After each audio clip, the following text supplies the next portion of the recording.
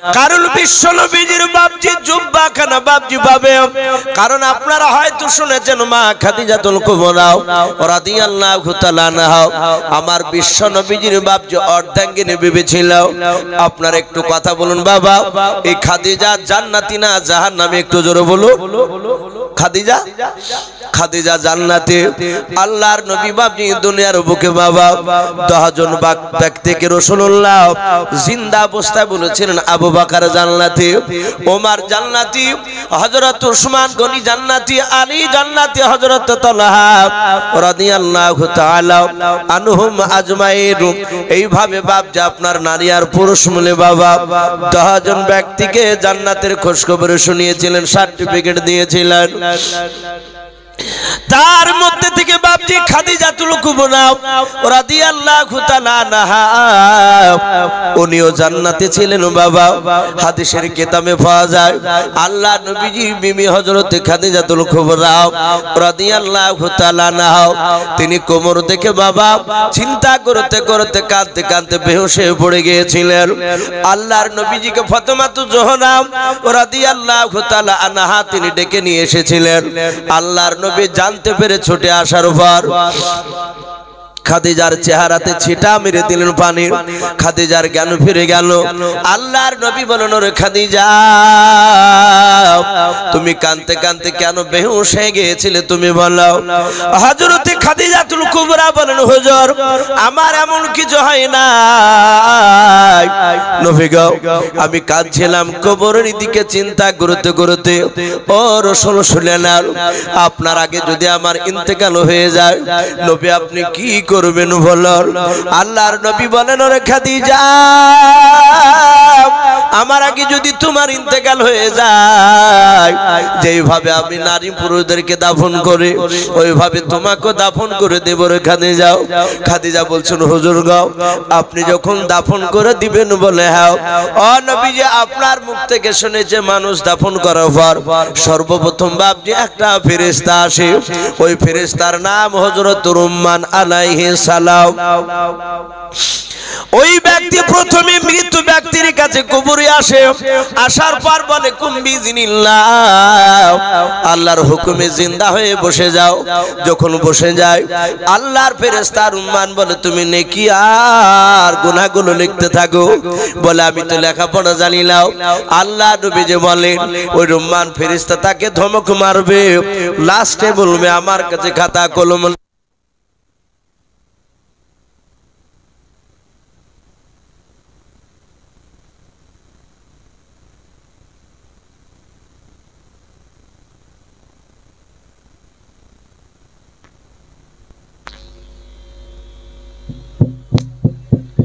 আল্লাহর নবী জনাবে মুহাম্মদ রাসূলুল্লাহ সাল্লাল্লাহু তাআলা আলাইহি ওয়াসাল্লাম ডাক দিয়ে বলেন ওরে খাদিজা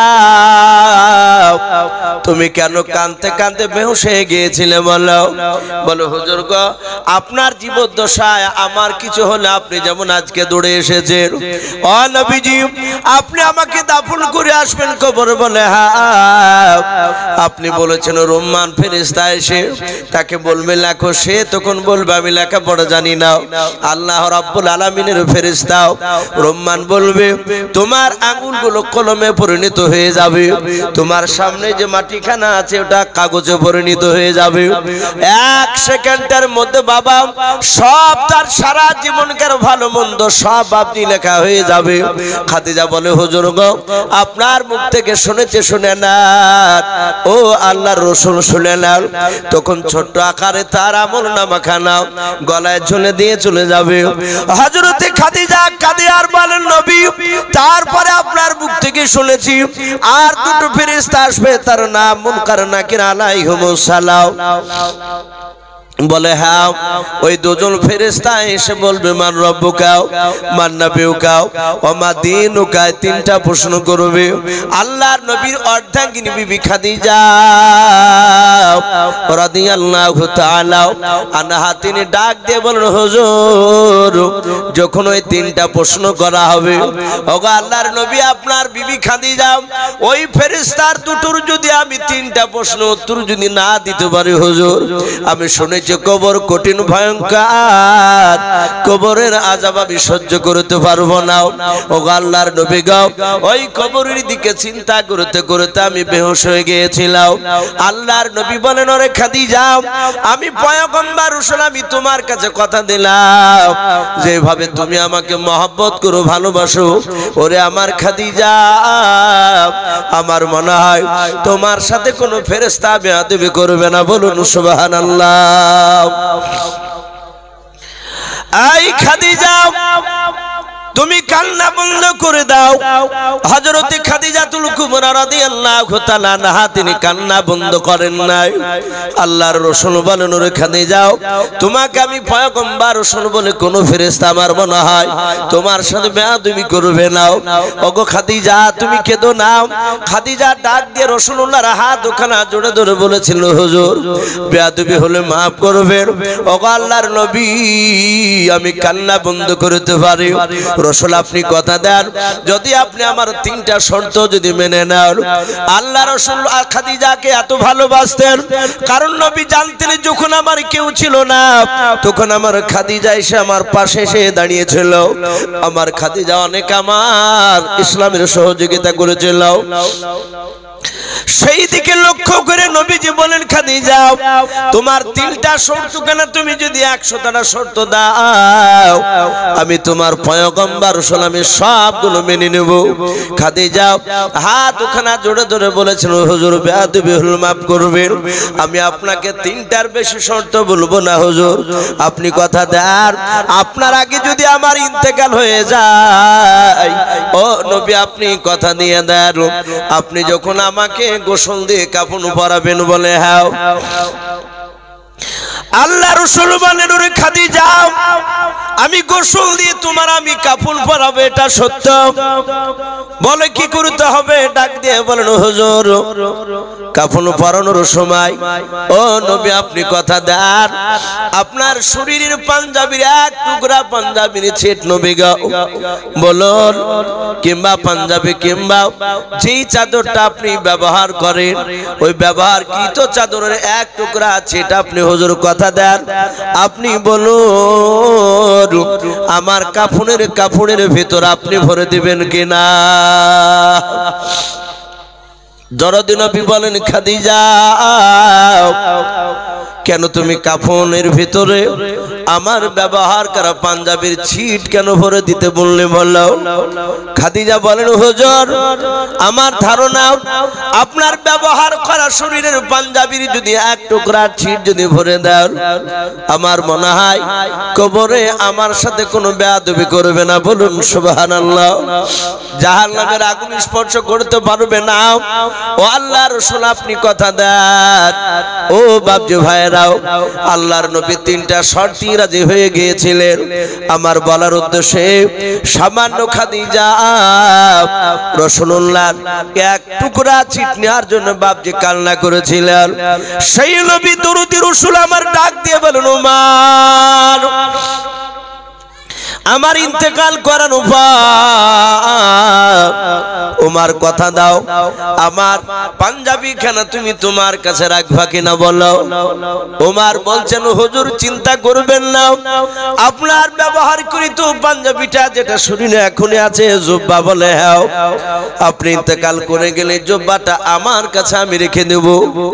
আল্লাহর নবী বলেন, ওরে আমার ওমর, শুধু জুব্বাটাও তুমি ব্যবহার করবা না, তোমার কাছে রেখে দেবা, তারপরে তুমি কথা দাও ওমর এ জুব্বা তুমি ব্যবহার করতে পারবা না। আল্লাহর নবীর সাহাবা ওমর ডাক দিয়ে বলেন, হুজুর কি করব?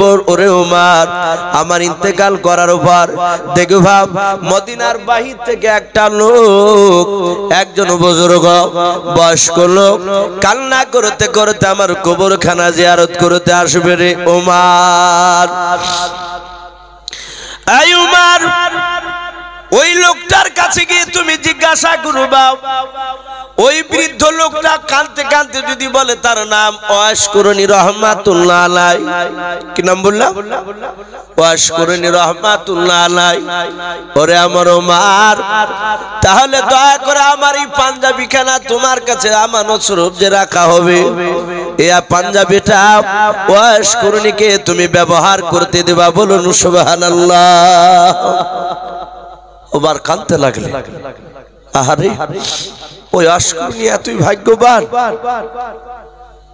যে রাসূলুল্লাহর জুব্বা সে ব্যবহার করতে পারছে। আপনারা তো শুনেছেন নিশ্চয়, ওয়াশ কুরনি লোকটা সাহাবা ছিল না ওলি ছিল? কথা বলে, ওলি ছিলেন, সাহাবা ছিলেন না। আর আমরা জানি সাহাবা বড় না ওলি বড়? সাহাবারা বড়।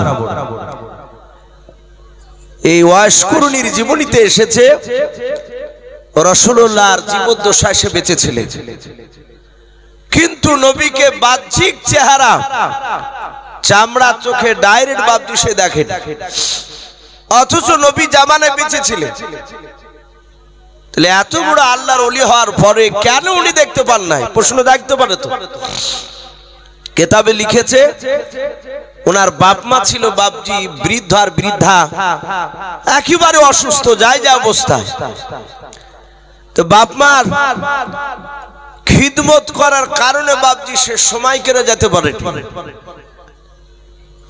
তার বাপ মার খিদমত করার কারণে আল্লাহ রাব্বুল আলামিন তার মর্যাদা এত উঁচু করে দিয়েছে যে রাসূলুল্লাহর জুব্বা পর্যন্ত সে ব্যবহার করার অনুমতি পেয়েছিলেন, বলুন আলহামদুলিল্লাহ। তাই বলে ওমর চেয়ে বাপজি ওয়াশ কুরনি বড় নয়। আল্লাহ রাসূল বলেন, ওমর ওয়াশ কুরনিকে জুব্বাটা দিয়ে একটু তুমি দোয়া চেয়ে নেবা। আমরা দোয়া চাই না ভাই? আমরা অনেকেই দোয়া চাই যে মৌলানা সাহেব কিংবা হাজী সাহেব কিংবা চাচা যেই হন না কেন, চাচা একটু কি ভাই আমার জন্য দোয়া করে। যার যেরকম ডাক সম্পর্কে ডাক হয়। কেউ বলে বাপ যে আরবিতে বলে ফি আমানিল্লাহ, এটা অনেকেই বলতে জানে না। আমরা কি বলি যে আল্লাহ তোমাকে ভালো করো, কেউ বলি যে আল্লাহ হেফাজত করো, কেউ বলে যে আল্লাহ তোমাকে ভালো করে চালাক, বিপদ যেন না দেয়। এগুলো সব দোয়ার মধ্যে পড়ছে। ওয়াশ কুরনির কাছে বাপজি ওমর ফারুক দোয়া চাইলে, কথা শুনে মনে হচ্ছে ওমরের চেয়ে মনে হয় ওয়াশ কুরনি দামি না, দামি নয়। অন্য সাহাবারাও বাপজি ওয়াশ কুরনির চেয়ে হাজার হাজার গুণ দামি, উমার তো আরো বেশি। উমার কম বড় দামি সাহাবা ছিলেন না। হাদিসের ভাষায় এসেছে আল্লাহ রাসূল সাল্লাল্লাহু তাআলা আলাইহি ওয়াসাল্লাম নবী বলেছেন, আমার পরে আর নবী রাসূল আসবে না। ওয়া খাতামান নবিয়্যিন, আল্লাহ কোরআন পাকে বলে দিয়েছেন আমি রাসূলকে পাঠিয়ে দিয়ে আমি নবুয়তের দরজায় তালা মেরে দিয়েছি, কিয়ামত পর্যন্ত আর কোন নবী রাসূল আসবে না। কিন্তু নবী বলেছেন আমার ইন্তেকাল করার পর 30টা কাযযাব মিথ্যাবাদী বেঈমান 30টা লোক বাপজি তারা দুনিয়ার বুকে কিয়ামতের আগ পর্যন্ত তারা নবুয়তের দাবি করবে।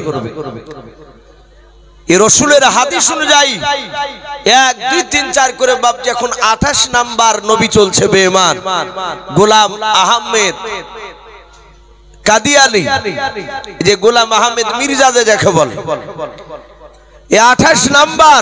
আর দুটো বাকি আছে রাসূলুল্লাহর কথা সত্য হতে। কিন্তু নবী বলেছেন কিয়ামত পর্যন্ত একটা নবী রাসূল হবে না, আমাকে পাঠিয়ে দিয়ে তালা মেরে দিয়েছেন আল্লাহ। কিন্তু রাসূলুল্লাহ বলেছিলেন আমার পরে যদি আল্লাহ কাউকে নবী রাসূল করে যদি পাঠাতে, তাহলে আমার সাহাবার মধ্যে থেকে হযরত ওমর ফারুক রাদিয়াল্লাহু তাআলা আনহু তিনি নবী রাসূল হওয়ার যোগ্য ছিলেন, বলুন আলহামদুলিল্লাহ। ভাবতে পারেন এই কথাটা কত বড় দামি। আচ্ছা বলেন বাপ, ওমরের চেয়ে কি দামি সাহাবার ছিল না রাসূলের জামানায়? একটু কথা বলো। ওমরের চেয়ে আমরা আরো শুনেছি, হাদিসে পড়েছি, আর একটা দামি সাহাবা ছিল, তার নাম কি? কথা বলে হযরতে আবু বকর রাদিয়াল্লাহু তাআলা আনহু। এই ওমরের চেয়ে বাপজি আপনার হাজার হাজার গুণ বেশি দামি। এই আবু বকরের ব্যাপারে বিশ্ব নবী আমার একদিন তিনি বলেছিলেন যে আমার আবু বকরের শুধু একটা রাত্রির নাকি, সারা জীবন কার নয়, আবু বকরের শুধু একটা রাত্রির নাকি সেই নেকিটা যদি বাপজি এক পালা রাখা হয় আবু বকরের, যত উম্মত রাসূলুল্লাহর বাপজি চলে গিয়েছে বর্তমান আছে কিয়ামত পর্যন্ত আসবে, সবারই নেকি যদি বাপজি আপনার নারী পুরুষ মিলে এক পালা রাখা হয়, আল্লাহ রাসূল বলেছেন আমার আবু বকরের একটা রাত্রে নেকির পাল্লাটা ভারী হয়ে যাবে। বলুন সুবহানাল্লাহ। তাহলে কত বড় দামি সাহাবা। আরে নবী এত দামি কথা কেন বলেন? আবু বকর এমন কি কাজ করেছিলেন যে আবু বকর সবারই চেয়ে দামি হয়ে গেলে?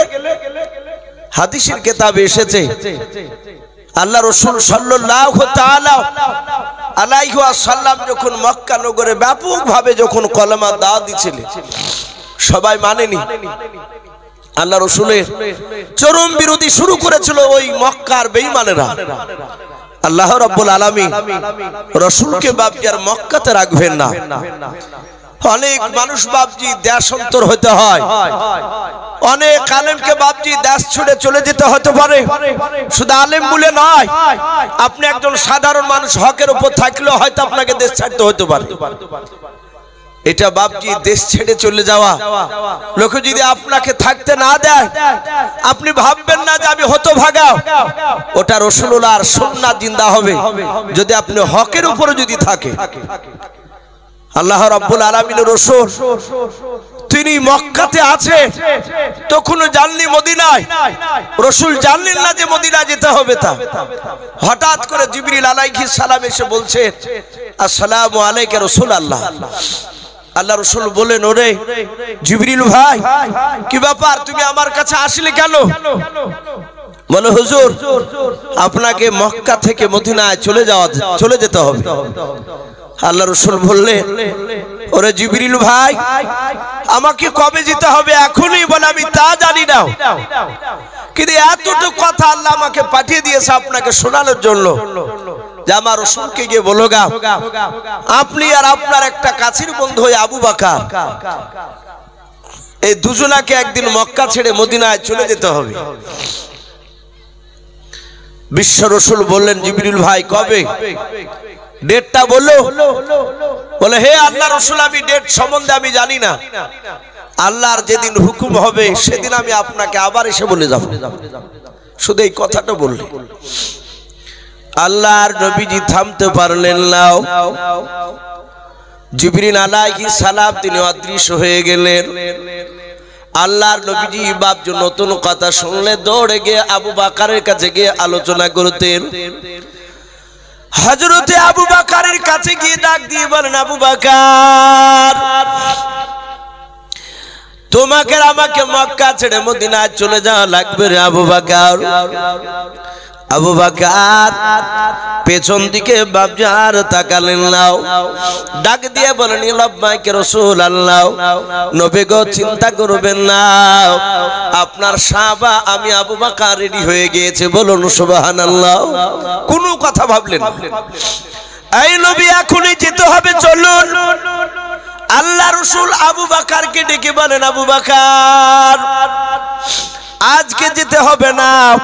আবু বকর বলে হুজুর কবে যাওয়া লাগবে ডেটটা বলুন। নবী বলেন আবু বকর রে আমিও জানি না কবে যেতে হবে মক্কা থেকে মদিনায়। ওরে আবু বকর জিবরিল আমাকে বলেছেন আল্লাহ হুকুম করলে সেদিন আমাকে সে বলবে, আমি সেদিন তোমাকে ডেকে নিয়ে চলে যাব আবু বকর। হযরতে আবু বকর বলে হুজুর আমি আপনার অপেক্ষায় রইলাম। ও নবী যেদিন অর্ডার হবে সেদিন ডাকবেন, আপনার আবু বকর সব সময় তৈরি থাকবে। আল্লাহ রাসূল আবু বকরকে বলে চলে গেলেন। এদিকে আবু বকর বাপজি রাত্রি বেলায় বাপজি এশার নামাজ পড়েন। আল্লাহর নবীর কাছে বাপজি দোয়া নেয়, বলে হুজুর দোয়া করবেন যেন আমি মাগরিবের নয় ফজরের যেন জামাতে নামাজ আদায় করতে পারি।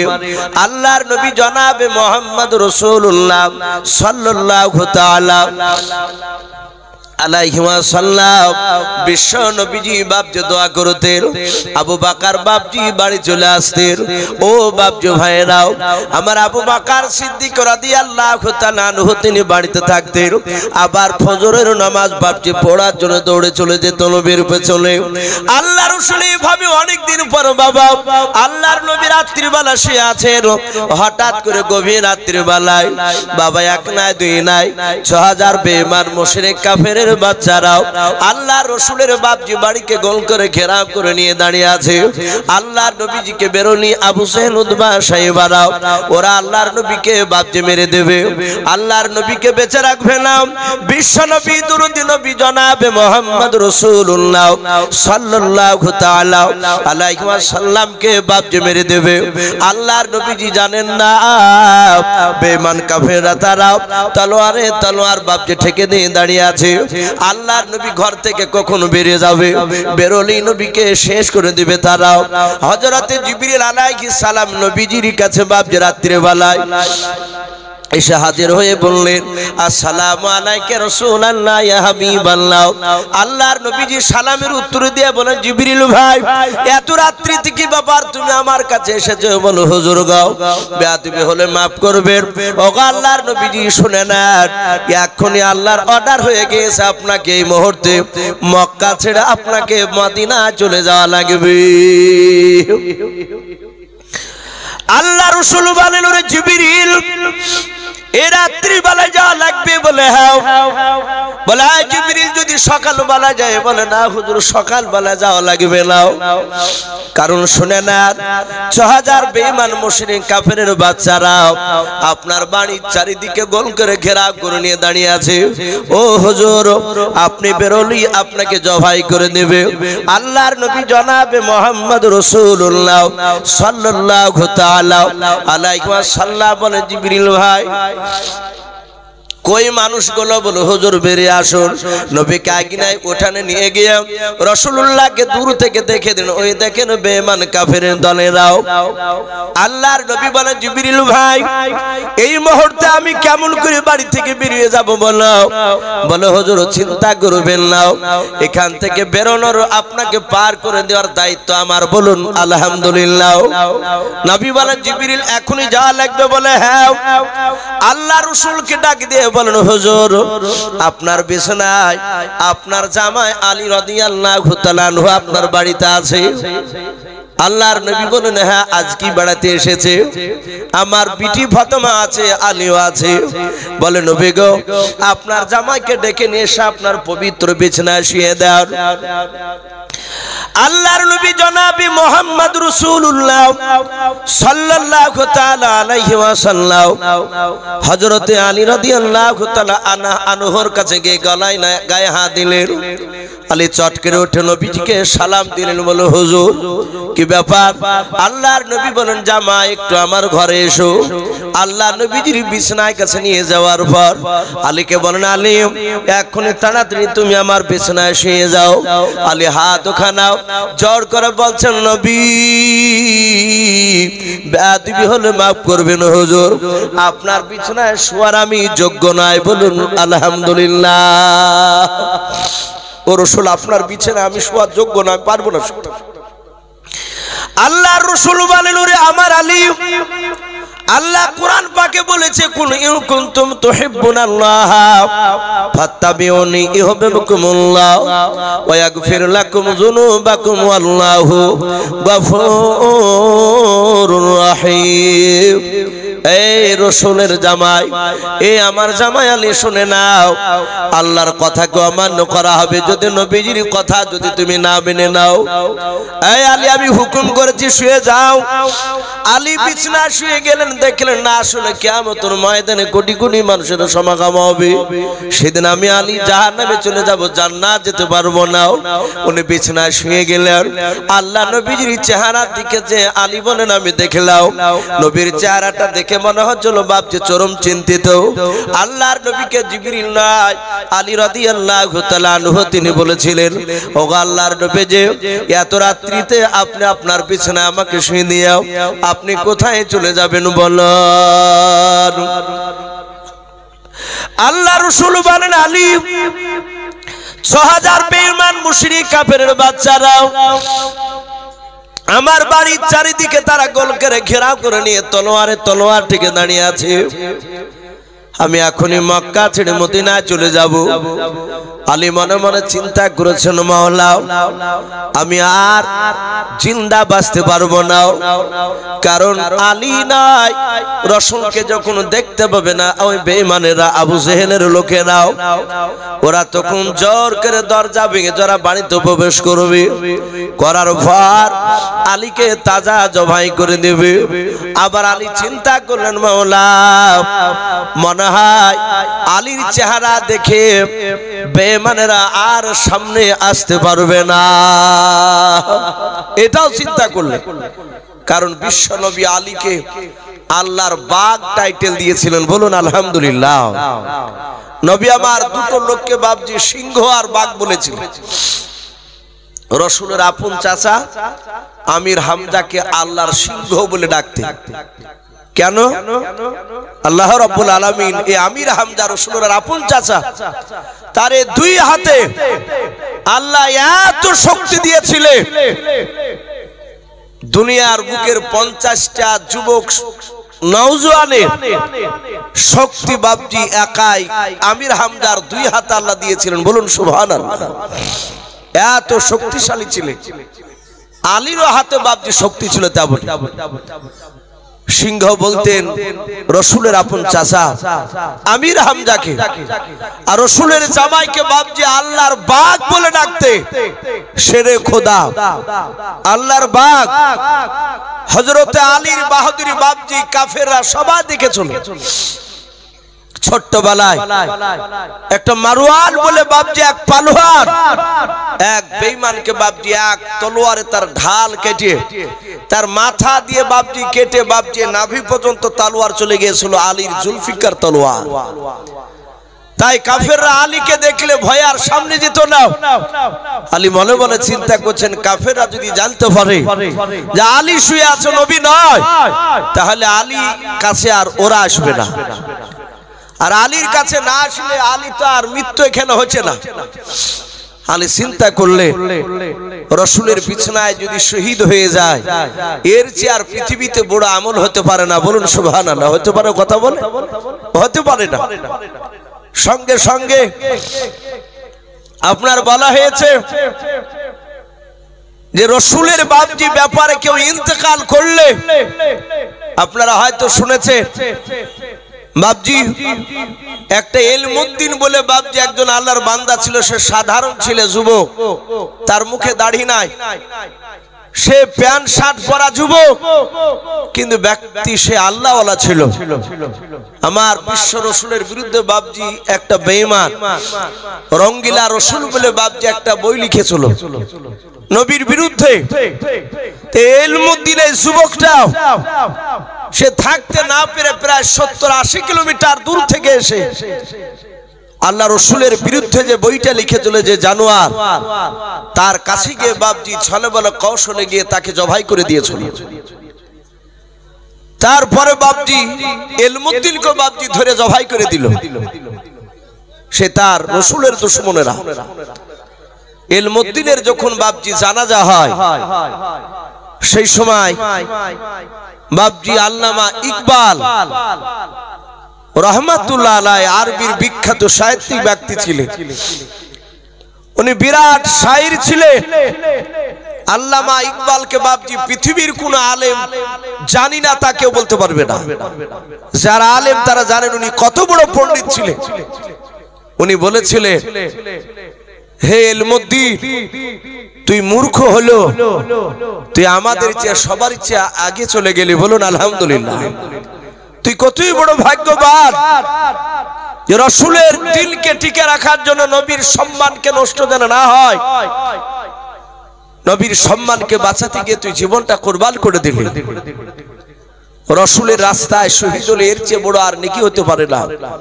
আলী চিন্তা করল, রাসূলের দরবারে নয়, নবীর বিছানায় যদি কাফেররা মেরে দেয়, এর চেয়ে বড় আর ভাগ্যবান কেউ হতে পারে না।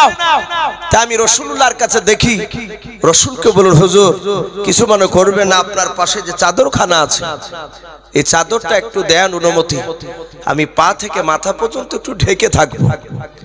আলীর ধারণা কাফেররা ভাববে দরজা ভেঙে মনে হয় ইনি রাসূল, এ দেখতে পাবে না চাদরের ওপর থেকে সে তলোয়ার চালাবে, আমি শহীদ হয়ে যাব। আল্লাহ রাসূল বাপ যে চাদরখানা দিয়ে ডেকে দিয়েছেন, হযরত বিশ্ব নবী আমার আলীর দিকে তাকে বলছেন, আলী তুমি ভয় পেও না, আমি রাসূল পয়গম্বর কথা দিলাম আলী রে, আমি মদিনা চলে গেলে আমার সাথে বেশ কিছুদিন পর তোমার মদিনাতে দেখা হবে, বলুন সুবহানাল্লাহ। হযরতে আলী আর মাথা বাপজি ঢাকলেন না, চাদরখানা বলছেন নবী আর ঢাকা লাগবে না, চাদরখানা বাপজি পাশে যত্ন করে রেখে দিলেন। কারণ আলী মনে মনে ভাবলেন আল্লাহ রাসূল যখন বলেছেন আলী মক্কা ছেড়ে মদিনা তোমার সাথে আমার দেখা হবে, এই মক্কার ৬০০০ বেঈমান মুশরিক কাফেরের বাচ্চারা কেন সারা পৃথিবীর বেঈমানেরা একত্রিত হয়ে আমি আলী আমাকে মারতে পারবে না, বলুন সুবহানাল্লাহ। কারণ নবী বলেছেন মদিনায় দেখা হবে। আল্লাহ রাসূল বললেন ওরে জিবরিল ভাই এবার কি করে যাওয়া লাগবে বলো হুজুর, এক মুষ্টি আপনি বালিকে হাতে নিয়ে নেন, সূরা ইয়াসিন থেকে আপনি আয়াতটা পড়ুন। আল্লাহর নবী বাপজি সূরা ইয়াসিনের বাপজি একটা আয়াত তেলাওয়াত করলেন, তেলাওয়াত করার পর ওই ধুলাতে বাপজি ফু মেরে দিলেন, দম ধরে দিলেন, ধুলোগুলো বাপজি ছেড়ে দিতে বললেন, বলে আপনি ছুটিয়ে দেন। সমস্ত কাফেরদের চোখে ঢুকে দেওয়ার দায়িত্ব আমার আল্লাহ নিয়েছেন, যাহাতে ধুলোটা বাপজি ছেড়ে দিলেন। সব ৬০০০ বেঈমান কাফেরের মুশরিকের বাদশার সবারই বাপজি চোখে ধুলোগুলো বাপজি চলে গেল। আবু জেহেল উতবা শাইবা ওরা পাশাপাশি বাপজি ভাবে তলোয়ারে ঠেকেছিল, বেঈমান আবু জেহেল তলোয়ার কানে রেখে দিয়ে তারা চোখ মচলাতে শুরু করলো। জিবরিল বলেন হুজুর আবু জেহেল আর উতবা এদের পাশ দিয়ে আপনি বেরিয়ে চলে যান। আল্লাহর নবীকে বের করে দিয়ে জিবরিল আলাইহিস সালাম তিনি অদৃশ্য হয়ে গেলেন। আল্লাহর নবী জনাবে মুহাম্মদ রাসূলুল্লাহ সাল্লাল্লাহু তাআলা আলাইহি ওয়াসাল্লাম কাফেররা জানতে পারবে বলে নবী আমার সোজা দৌড়ে বাপজি আপনার চলে গেলেন আবু বকরের বাড়ির দরজায়। আল্লাহ রাসূল আবু বকর বাড়ির দরজায় গিয়ে সালাম দিলেন, আসসালামু আলাইকুম ওয়া রাহমাতুল্লাহি ওয়া বারাকাতুহু বলে বাপজি আস্তে করে বলেছেন আবু বকর।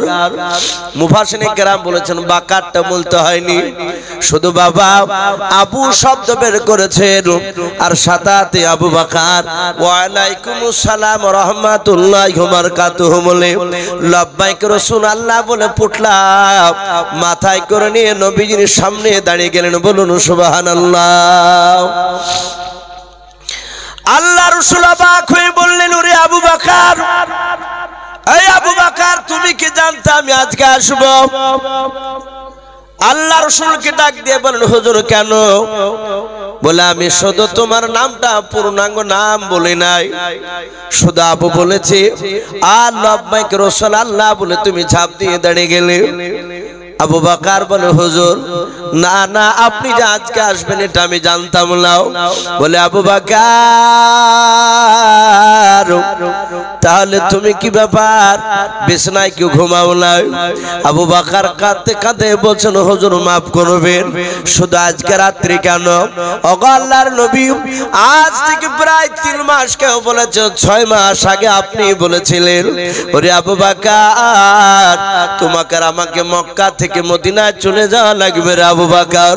ও আল্লাহর নবী সেই দিন আমি বলেছিলাম হুজুর কবে যেতে হবে, আপনি বলেছিলেন কবে যেতে হবে সেটা আমি জানি না, আল্লাহর হুকুম হলে আমি তোমাকে ডেকে নিয়ে চলে যাব। এই নবীজি আজ থেকে প্রায় 6 মাস হয়ে গেল হুজুর পূর্বে ওই কথা বলেছিলেন বলে হ্যাঁ ওগো আল্লাহর নবী শুনে নেন এই যে পোটলাখানা দেখতে পাচ্ছেন ভারী পোটলা বলে হ্যাঁ ওগো আল্লাহর রাসূল শুনে নেন এই পোটলাটা আমি প্রতিদিন আপনার কাছ থেকে এশার নামাজ পড়ে বাড়ি আসতাম আমার বিবি রুম্মান আমার বিটি আয়েশা আমার বেটি আসমা ওদেরকে বলতাম পোটলাখানা ধরে মাথায় তুলে দাও ওগো আল্লাহর রাসূল এই পোটলাখানা মাথায় করে নিয়ে সারা রাত আমি দরজার ওই দিকে আমি বাহির দিকে নাই আমি কান লাগিয়ে আপনার অপেক্ষায় সারা রাত দাঁড়িয়ে থাকতাম বলুন সুবহানাল্লাহ যাহাতে ফজর আজান হতো আর সালাতু খায়রুম মিনান নাও যখনই আপনার আজানটা হতো সাথে আমি কি করতাম এই পোটলাখানা রেখে দিয়ে আবার নামাজ পড়ার জন্য দৌড়ে যেতাম আগো নবী 6 মাস থেকে আপনারা অপেক্ষা করেছিলাম আল্লাহর নবী জনাব মুহাম্মদ রাসূলুল্লাহ সাল্লাল্লাহু তাআলা আলাইহি ওয়াসাল্লাম বলেন আবু বকর আর বেশি সময় নষ্ট করা যাবে না কাফেররা পেছনে হয়তো আমাদেরকে ধাওয়া করবে চলে এখনই চলে যাও মক্কা ছেড়ে মদিনায় চলে যেতে হবে হযরত আবু বকর সিদ্দিক রাদিয়াল্লাহু তাআলা আনহু বাপজি আপনার রাসূলের সাথে দৌড়াতে লাগলেন আমার বন্ধু বিশ্ব নবী ডাক দিয়ে বলেন আমি দেখলাম আবু বকরকে নিয়ে আমি যখন রাস্তা নিয়ে চলে যাচ্ছিলাম অনেকটা দূর লক্ষ্য করে দেখলাম আমার আবু বকর একবার দৌড়ে দেখে ডান দিক থেকে বাম দিকে দৌড়ে যায় আবার বাম দিক থেকে ডান দিকে দৌড়ে যায় আবার দেখলাম সামনের দিক থেকে পেছনে যায় আবার দেখি পেছন দিক থেকে সামনে যায় এইভাবে চারিদিকে হযরত আবু বকর শুধু বাপজি ছোটাছুটি করে দৌড়াদৌড়ি করে আল্লাহর নবী জনাবে মুহাম্মদ রাসূলুল্লাহ সাল্লাল্লাহু তাআলা আলাইহি ওয়াসাল্লাম আবু বকর হাতখানা ধরে বলে ওরে আবু বকর বুঝি তোমার মনটা ছটফট করে তোমার বিবির জন্য মনে হয় তোমার বিটিদের জন্য হযরত আবু বকর কাদের বলি রাসূলুল্লাহ ইয়া হাবিবাল্লাহ নবী শুনেলেন আপনার সাথে থাকলে আমার বিবি বাল বাচ্চা এমনকি শুনেলেন গোটা পৃথিবীর মায়া মহব্বত সব ভুলে যায় বলুন সুবহানাল্লাহ ওগো আল্লাহর নবী যে আপনার সাথে থাকলে কারো কথা মনে পড়ে না আল্লাহর নবী বলেন আবু বকর রে আমি বাড়ি থেকে দেখলাম অনেকটা রাস্তা তুমি চলে আসলাই পর্যন্ত আবু বকর চারিদিকে কেন তুমি দৌড়াদৌড়ি করো বলো আবু বকর সিদ্দিক রাদিয়াল্লাহু তাআলা আনহু ডাক দিয়ে বলেন হুজুর বেয়াদবি হলে maaf করবেন নবী গো আমি আমার বিবির জন্য দৌড়াই নাই আল্লাহর নবী জনাবে মুহাম্মদ রাসূলুল্লাহ সাল্লাল্লাহু তাআলা আলাইহি ওয়াসাল্লাম ডাক দিয়ে বলো রে আমার আবু বকর কেন চারিদিকে ছোটাছুটি করে বলো হুজুর আজ রাত্রি বেলা আপনার আমি পালিয়ে যাচ্ছি মক্কা থেকে মদিনায় বলে হ্যাঁ এই কথাটা যদি কোনো ক্রমে যদি লিক হয়ে যায় গতকালকে যদি জানতে পারো হুজুর হয়তো বেঈমানেরা চারিদিকে হয়তো তীর ধনুক নিয়ে তারা হয়তো লুকিয়ে থাকতে পারে ওগো আল্লাহর নবীজি চারিদিক থেকে যদি তীরগুলো যদি ছোড়ে আর আপনার দেহতে লেগে যাবে আবু বকর সহ্য করতে পারবে না ওগো আল্লাহর শুনে না আমি চারিদিকে দৌড়াই কারণে চারিদিকের তীরগুলো যেন আপনার দেহতে না লেগে আবু বকরের দেহতে যেন লাগিয়ে যায় বলুন সুবহানাল্লাহ একটু ভাই জিকির করি লা ইলাহা ইল্লাল্লাহ লা ইলাহা ভাই লজ্জা করবেন একটু মহব্বত পড়ে লা ইলাহা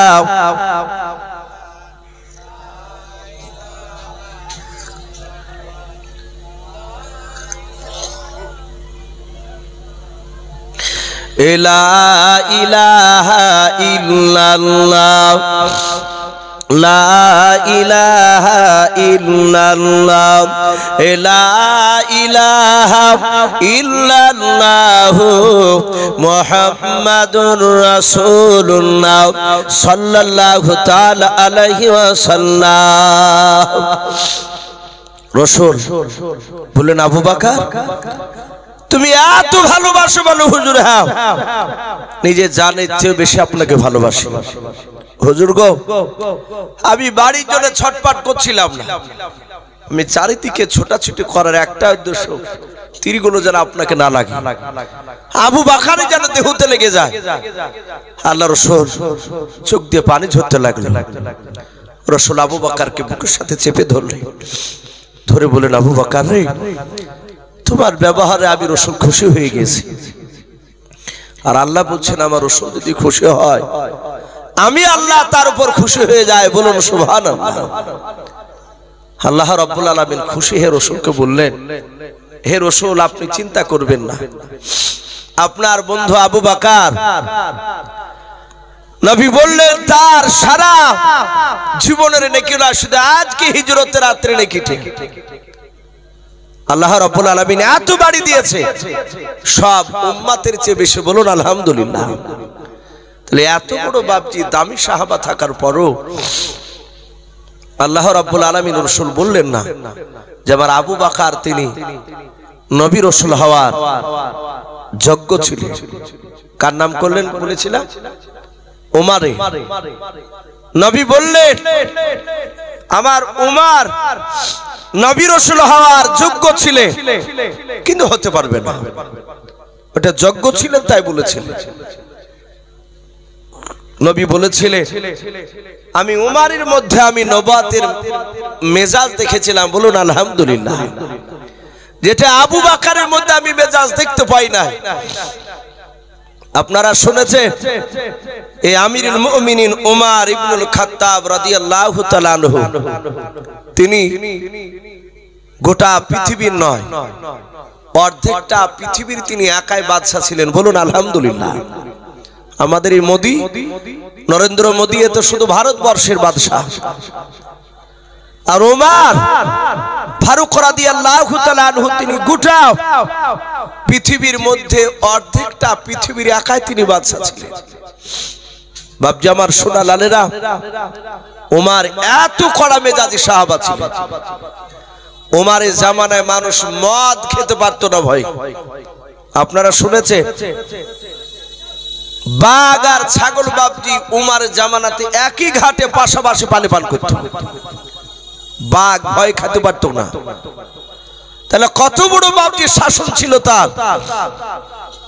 এই হযরতে উমরে ফারুক রাদিয়াল্লাহু তাআলা আনহু যেদিন বাদশা হলেন, ঠিক 14 দিনকার দিন নয়, উমর বাদশা হওয়ার পরে, তখন সেই সময় বাপজি আরবের পার্লামেন্ট ছিল মসজিদে নববী। বলুন আলহামদুলিল্লাহ।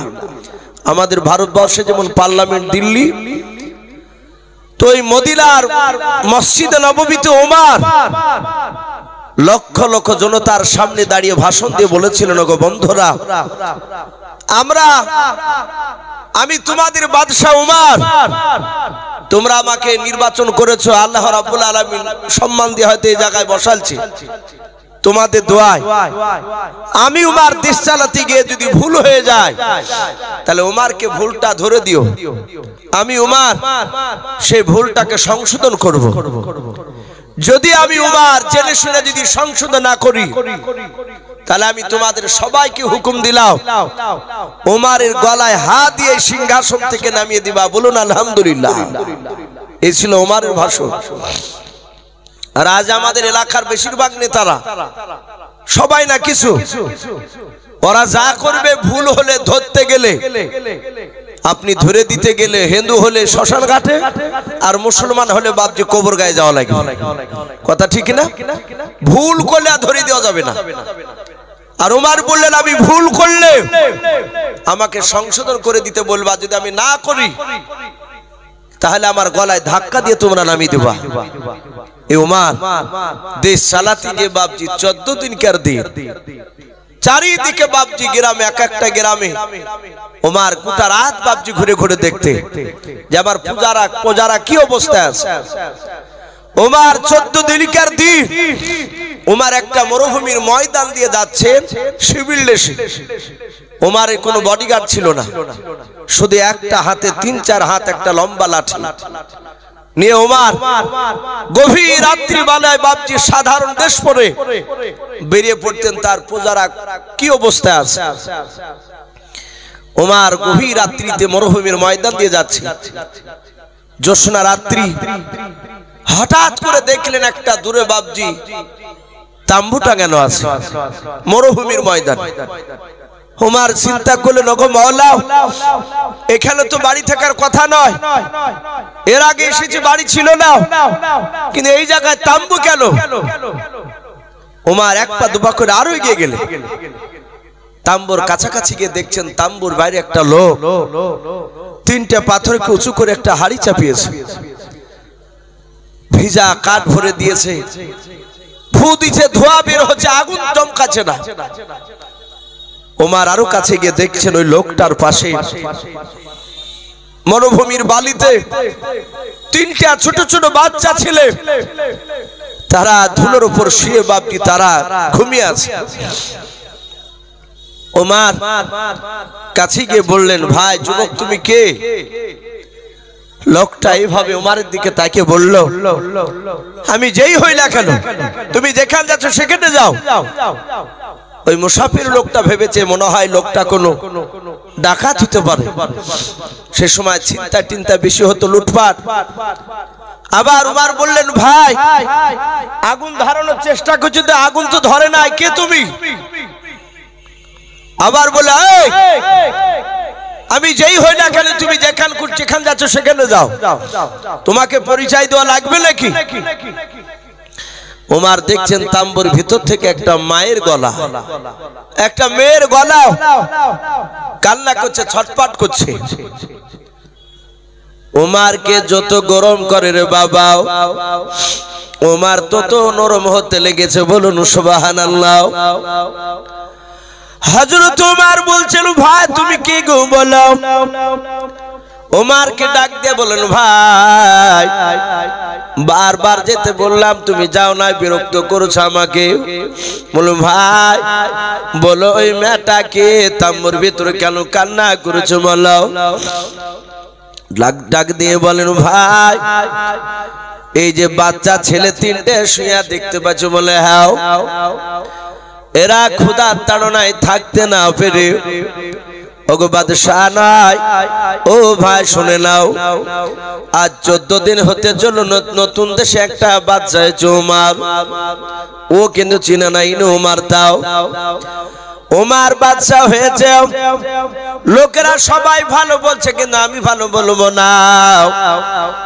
আমার ছেলেরা ক্ষুধার তাড়নায় থাকতে না পেরে, ওরে ভাই আমার ছেলেরা বলেছিল আমাদের বাদশার কাছে আমরা যাব, হেঁটে আসছিলাম।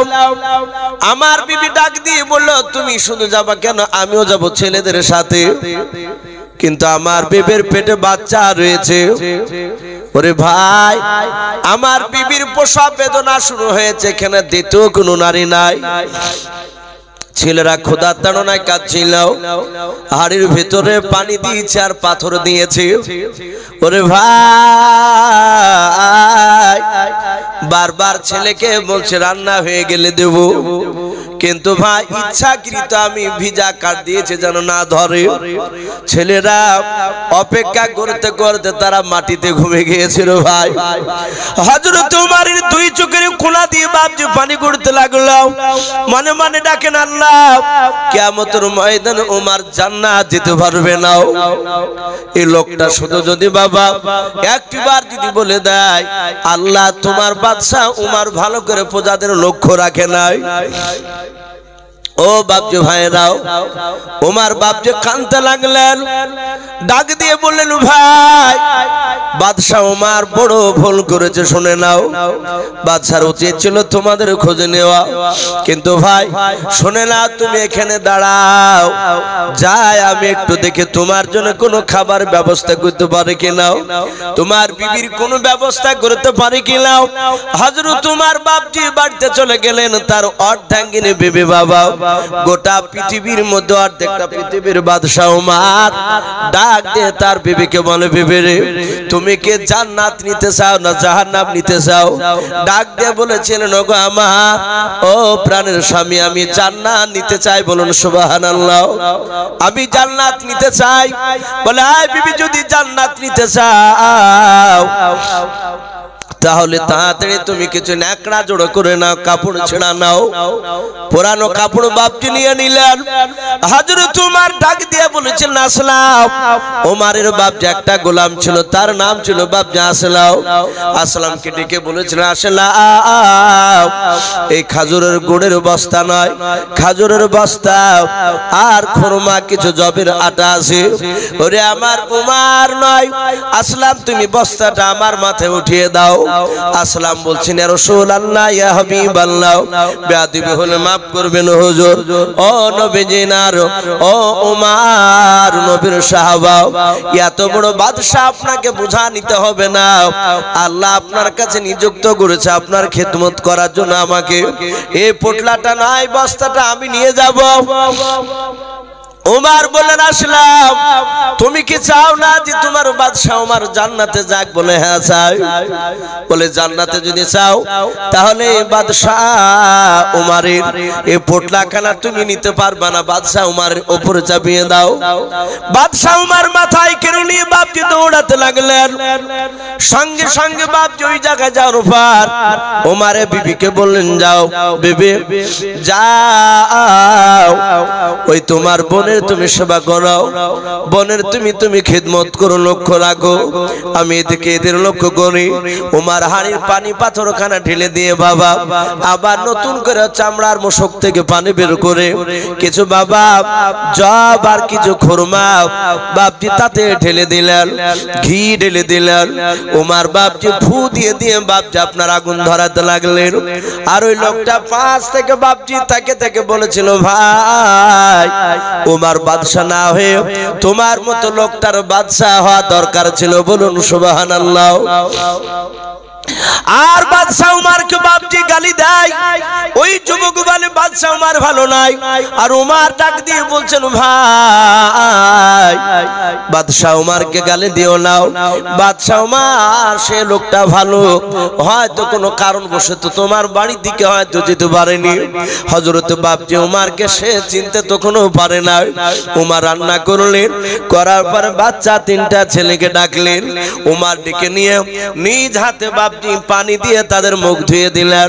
উমর নিজ হাতে বাপজি খাবার খাওয়ালেন। উমর বলেন, আল্লাহ, তোমার উমর এই বাচ্চা ছেলের মুখ দিয়ে হাসে না ফুটে কান থেকে যাবে না। বলুন সুবহানাল্লাহ। হযরত উমর বাপজি চিন্তা করলেন, আল্লাহ, যেই চোখ দিয়ে বাপজি আপনার পানির ঝর্ণা বয়েছিল, কাঁদেছিল, মুখ দিয়ে কান্নার আওয়াজ বেরিয়েছিল, আমি উমর ওই বাচ্চা ছেলেদের আমি মুখ দিয়ে হাসি বের করব। উমর বাপজি আপনার বাচ্চা গেলা তিনজনাকে নিয়ে খাবার খেয়ে দিও। বললেন, ভাই কিছু যদি মনে না করো, তোমার ছেলেগুলোকে নিয়ে আমি একটু খেলা করব, বলো ভালো হবে। উমর বাপজি খেলা করেছিলেন। ওরা তিনটা বাচ্চা জানা নাইনি আমিরুল মুমিনিন বাদশা, এত বড় বাদশা। ওই তিনটা বাচ্চা ছেলে বাপজি ছুটাছুটি খেলতে খেলতে এক সময় উমরের বাপজি আপনার দাড়িখানায় বাপজি হাত দিয়ে দিল। একবার দাড়িখানাকে টেনে ধরেছে। উমর হাসতেছে আর ওই বাচ্চা ছেলেগুলো বাপজি হাসতেছে। হযরত উমর আর পেছন দিক থেকে পাঞ্জাবি ধরে টানছে, উমর হাসতেছে, ওরাও হাসতেছে। ওরা খেলা করেছে। আর লোকটা বলে, আল্লাহ, এই লোকটা কেন বাদশা হয় না উমরের জায়গায়? উমর বাপজি খেলা করতে করতে বাবা হঠাৎ করে তাম্বুর ভেতর থেকে বাচ্চা ছিলেন কান্নার আওয়াজ।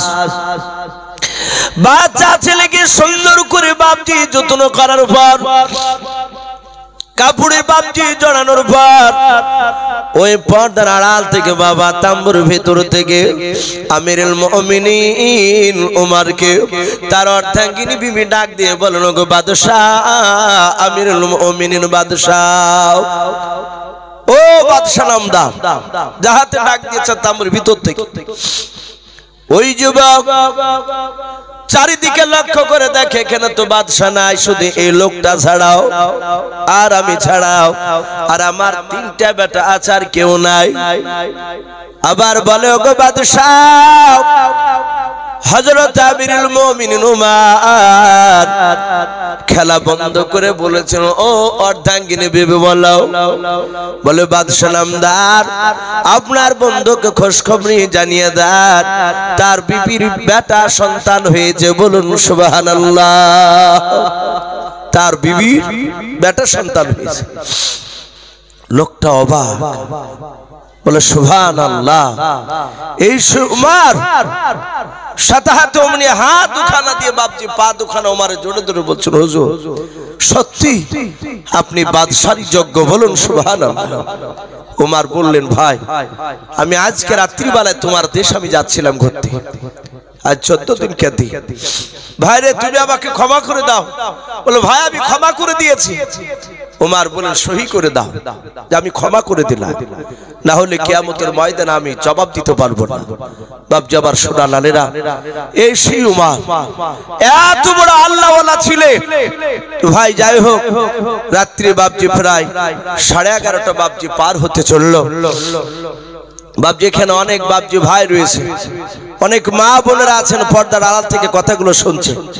আমার পূর্বেকার বক্তা উনি মসজিদের জন্য বাপজি উনি কালেকশন করেছেন, আপনারা যথেষ্ট দানের হাত বাড়িয়েছেন। আমাকে এই মসজিদের যিনি ইমাম হযরত মাওলানা কারি জামিরুল ইসলাম সাহেব মাদ্দাজুল আলী, উনি আমারই মাদ্রাসার উনি একজন স্টাফ, উনি আমাকে বলেছেন, এসব ভাই একটু শেষের বেলায় মিনিট 10-15 একটু চাইবে মসজিদের জন্য, দেখবেন ইনশাআল্লাহ মানুষরা দিবে। তাই বাপজি ভাই আমি হাদিস থেকে একটা হাদিস পড়েছিলাম, মান বানালিল্লাহি মাসজিদান বানালাহু লাহু বাইতান ফিল জান্নাহ। আল্লাহ রাসূল বলেছেন, কেউ যদি মসজিদে যদি টাকা দান করে, কেউ যদি একটা ইট দান করে, আল্লাহ রাসূল বলেছেন তার জন্য জান্নাতে একটা ঘর তৈরি করে দেওয়া হবে, বলুন সুবহানাল্লাহ। তাই ভাই ইমানদাররা বাপজি একবার দিয়ে বন্ধ হয় না, এরা কলা গাছের মতো, কলা গাছকে যতবার কাটবেন ততবার বাপজি তেউড় বের হয়। তাই আমি প্রতিটা বাপজি ভাইদেরকে আমি মা বোনদেরকে আমি অনুরোধ করব, যারা সামনে বাপজি ভাই আছেন আপনারা হয়তো দিয়েছে, যারা এখনো দিতে পারেননি বাকি আছে, ভাই কাছে টাকা না থাকলে নগদ দিতে হবে তার কোনো মানে নাই। আপনারা ওয়াদা করতে পারেন যে আমি 1 মাসের মধ্যে 500 হোক 1000 হোক বাপজি 2000 3000 যে যেমন পারবে একটু নামটা বাপজি লিখাবে, একবার নারে তাকবীর দিব। আমি আপনাদের কাছে 5000 10,000 করে চাইবো না ভাই, মাত্র বেশি নয় 500 খান করে টাকা। 20 জন ব্যক্তি যদি বাপজি একটু হাত চটচট করে যদি লিখান 500 খান করে টাকা, 20 জন ব্যক্তি 10,000 টাকা হয়ে যাবে ইনশাআল্লাহ। আমি একবার নারে তাকবীর দিতে বলবো, একটু হাত উঁচু করে বাপজি একটু তাকবীরটা দিবে, বলে নারে তাকবীর। ভাই না দিলে একটু জোরে বলবেন নারে তাকবীর। মাশাআল্লাহ ভাই 80-500 খান করে টাকা, ভাই কত টাকা আমাদের বাপজি দিক দিক নষ্ট হয়ে যায়। একটু আসি, আল্লাহর কোন বান্দা আছে আসি, আমরা যে যা পারবে একটু দানের হাতটা একটু বাড়ি দিন ইনশাআল্লাহ। জি একটু কাছে আসো, আল্লাহর বান্দা 500 টাকা করে কে দিল? 500 টাকা মাশাআল্লাহ, বলে নারে তাকবীর। এ নাবিয়া বাবা নামে দেখো মা আমার কোথায় যে ছিল, আল্লাহ নাম শুনে দেখো 500 টাকা দিল। 500 টাকা বলে বলে করিও না হেলাও, নেকের খাতায় মোলা লিখিও গো মেলাও, যার সাথে যে নিয়াতে করিয়াছে দান, দানকে কবুল করো তুমি সবার। অগবারি দোয়া করি অগ পাকবারি, মেজানে নেকির পালা করে দিও ভারে। আমি পাপী গুনাহগার দোয়া নাই জানি, মা বিবির জন্য দোয়া করবে ফাতেমা জননী, আল্লাহুম্মা আমিন। মাশাআল্লাহ, বলেন নারে তাকবীর। এই নিয়ামতুল্লাহ মন্ডল দেখো বাপজি আমার কোথায় যে ছিল, শেষের বেলা এসে দেখো 4000 টাকা দিয়া গেল। 4000 টাকা বলে মোলা করিও না হেলাও, নেকের খাতায় মোলা লিখিও গো মেলাও, যার সাথে যে নিয়াতে করিয়াছে দান, দানকে কবুল করো তুমি সবার। আর দোয়া করে মোলা তাহার জন্য দেও, সুখে শান্তি রেখো তুমি দুনিয়ার বুকে। আল্লাহুম্মা আমিন। ভাই একটু চটচট করে আসি ইনশাআল্লাহ, দেখেন 12টা বাজতে চললো। এ সাইরা বেওয়া নামে দেখো বোন আমার কোথায় যে ছিল পর্দার আড়াল হতে দেখো শ্বশুর শাশুড়ির নামে দেখো 500 টাকা দিলাও 500 টাকা বলে মলা করিও না হেলাও নেকের খাতায় মলা লিখিও গো মেলাও অগ বাড়ি দোয়া করি অগ পাক রব্বানা জান্নাতে খেলায় তুমি আঙ্গুর বেদানা আল্লাহুম্মা আমিন নারে তাকবীর এই নয়ন নামে দেখো ভাই আমার যুবক কোথায় যে ছিল ছিল কি না ছিল দেখো দানে বোঝা গেল যোগ্য বাপের যোগ্য ছেলে নয়ন ভাই আমার এখানে আসিয়াও 1000 টাকা দান নিল মসজিদ বানাবো বলিয়াও যার সাথে যে নিয়াতে করিয়াছে দান দানকে কবুল করো তুমি সুবহানাল্লাহুম্মা আমিন ভাই একটু তাড়াতাড়ি আসো ভাই মাশাআল্লাহ এ বেনাবিতে দেখো ভাই আমার কোথায় যে ছিল রাতের বেলা এসে দেখো 2000 টাকা দিল যার সাথে যে নিয়াতে 2000 টাকা করে গেল দান দানকে কবুল করো তুমি সুবহানাল্লাহুম্মা আমিন আরেক বেনাবিতে দেখো ভাই আমার এখানে আসিয়া 500 টাকা দান নিল মসজিদ বানাবো বলিয়াও যার সাথে যে নিয়াতে বেনামিতে আল্লাহ তোমার বান্দা করিয়াছে দান দানকে কবুল করো তুমি সুবহানাল্লাহুম্মা আমিন মাশাআল্লাহ মহাসেন মন্ডল দেখো বাপজি আমার এখানে যে ছিল শেষের বেলা এসে দেখো 1000 টাকা দিল যা টাকা বলে মলা করিও না হেলাও নেকের খাতায় মলা লিখিও গো মেলাও যার সাথে যে নিয়াতি করিয়াছে দান দানকে কবুল করো তুমি সুবহান আর দোয়া করি মলা তাহার জন্য দেও সীমানা মানে রেখো তুমি দুনিয়ার ভুক্ত আল্লাহুম্মা আমিন আর একজন বেনামিতে ভাই আমার কোথায় যে ছিল আল্লাহ নাম শুনে দেখো 500 টাকা দিলাও 500 টাকা বলা মলা করিও না হেলাও নেকের খাতায় মলা লিখিও গো মেলাও যার সাথে যে নিয়াতে করিয়াছে দান দানকে কবুল করো তুমি সুবহান অগ বাড়ি দোয়া করি অগ পাক বাড়ি মেজানেতে নেকির পাল্লা করে দিও ভাই আল্লাহুম্মা আমিন ও বাপ ভাইরাও কার মা চলে গেছে কার আব্বা চলে গেছে রে বাবা কবর থেকে তারা আছে আল্লাহ আমার সন্তানরা আমার স্বামী হয়তো দোয়া করবে ও বাপজি ভাইরাও বাপ মার দিকে লক্ষ্য করে দাদা দাদের দিকে লক্ষ্য করে 500 1000 যে যা পারবেন একটু দানের হাতটা আমরা বাড়িয়ে দিই রাত্রিবেলায়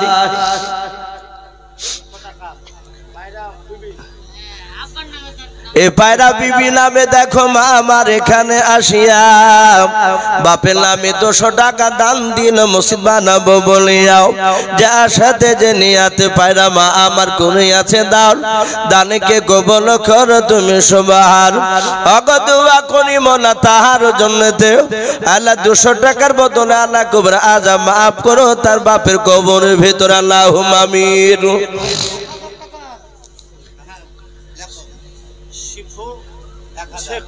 শিফু শেখ নামে দেখো ভাই আমার কোথায় যে ছিল আল্লাহ নাম শুনে ছুটে এসে দেখো 1000 টাকা দিলাও 1000 টাকা বলে মনে করিও না হেলাও নেকের খাতায় মলা লিখিও গো মেলাও যার সাথে যে নিয়াতে করিয়াছে দান দানকে কবুল করো তুমি সুবহান অগ বাড়ি দোয়া করি অগ পাক রব্বানা জান্নাতে খেলায় তুমি আঙ্গুর বেদানা আল্লাহুম্মা আমিন ভাই আসি ঝটঝট করে আসো গো মা বোনদের নাম বেশি পাইলি মাত্র 2-3টে মেয়ের নাম পেয়েছি তাই মা বোন আপনারা যে যা পারবেন 200 100 500 1000 500 টাকা কিংবা হয়তো এক বস্তা সিমেন্টের নাম ইনশাআল্লাহ লেখা হবে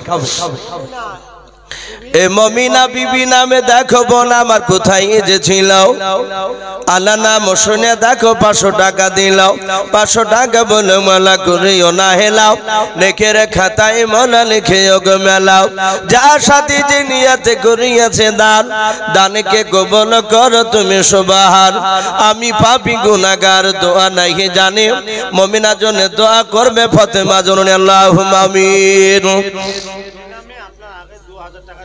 মাশাআল্লাহ কি না বেনামিতে দেখো প্রথমে মালা তোমার বান্দা যে ছিল শেষের মালা এসে দেখো 2000 টাকা দিল ওগো বাড়ি দোয়া করি ওগো পাক বাড়ি মেজানেতে নেকির পাল্লা করে দিও ভারে আর দোয়া করি মোলা তাহার জন্যতে সুখে শান্তি রেখো তুমি দুনিয়ার বুকে আল্লাহুম্মা আমিন নারে তাকবীর ভাই একটু ঝটঝট করে আসো ভাই ইনশাআল্লাহ ভাই প্রধান বক্তা আমার খুব কাছের বন্ধু হযরত মাওলানা জামিরুল ইসলাম সাহেব দামাত বারাকাতুহু আলী আলহামদুলিল্লাহ উনি আপনাদের কাছে হয়তো আর কয়েক মিনিটের মধ্যে ইনশাআল্লাহ হাজির হয়ে যাবে ভাই আসি দেরি না করে আমরা ঝটঝট করে আসি ভাই রাত্রি 12টা প্রায় বাজতে চলল আর মানুষ হয়তো ভাবছে এত রাত্রি হয়ে গেল আর কতক্ষণ বসে থাকবো তাই ভাই দেরি না করে একটু তাড়াতাড়ি আসো ভাই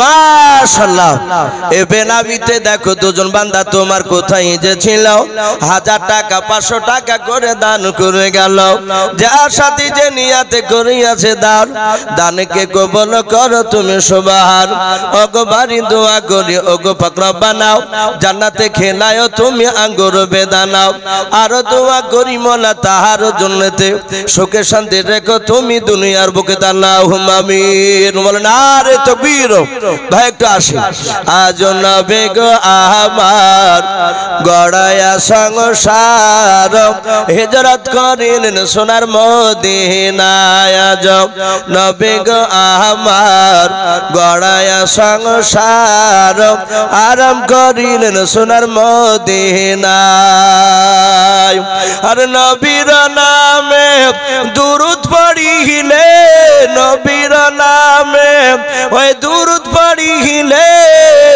ওই হাবিয়া দু যখনি ভেজায় আজ নবী গো আমার গড়ায়া সংসার হিজরত করিলেন সোনার মদিনায় আজ নবী গো আমার গড়ায়া সংসার শুয়ে আছেন সোনার মদিনায়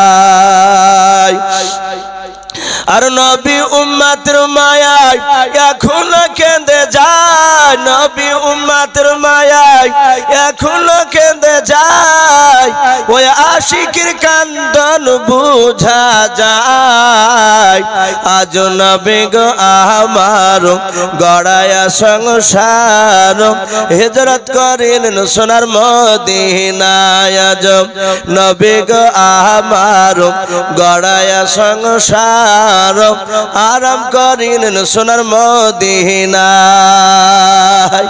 ভাই যদি কেউ বাকি থেকে ভাই একটু ঝটঝট করে আসো ভাই না হলে আমরা কমসে কম 1 বস্তা সিমেন্ট লেখা ইনশাআল্লাহ আমরা কেউ খালি হাতে বাড়ি যাব না